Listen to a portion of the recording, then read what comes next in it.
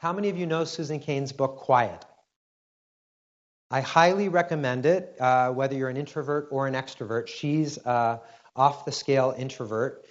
She said it took her 3 years to write the book because she just kept going back and rewriting chapters. I've seen her speak at several conferences, and she's really the expert on how to harness the power of introverts in the workplace. So I'm just going to give you a couple of her core tips.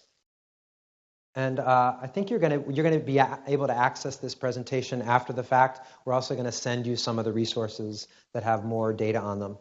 So the first idea, and again, some of these you may already use, but she advises never to have a meeting that doesn't have a pre-printed, pre-prepared agenda that's sent out 24 to 48 hours before the meeting.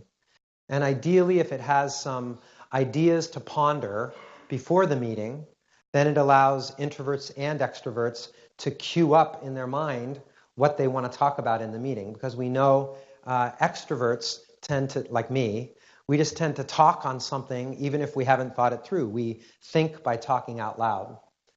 So, and they've actually studied meetings with video and gone back to analyze them.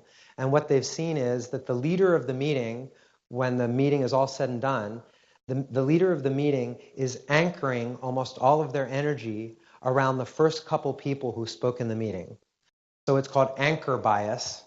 And of course, usually, naturally, extroverts are the first ones to speak in the meeting.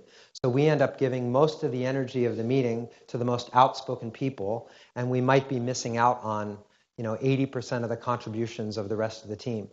So one of the tools that she recommends is in the meeting, the leader of the meeting should give people time to journal and reflect on an open-ended question or two, to allow 2 minutes just to kind of see what comes up from an idea that's being shared. And then maybe even, to say who hasn't shared, to get people that are being a little more quiet, give them a chance to surface, make some space for them to share. And another good idea, she says, is open the meeting with a provocative question, open-ended, allow people to journal, allow people to turn to a partner and kind of bounce those ideas around, and then begin the meeting after that process starts.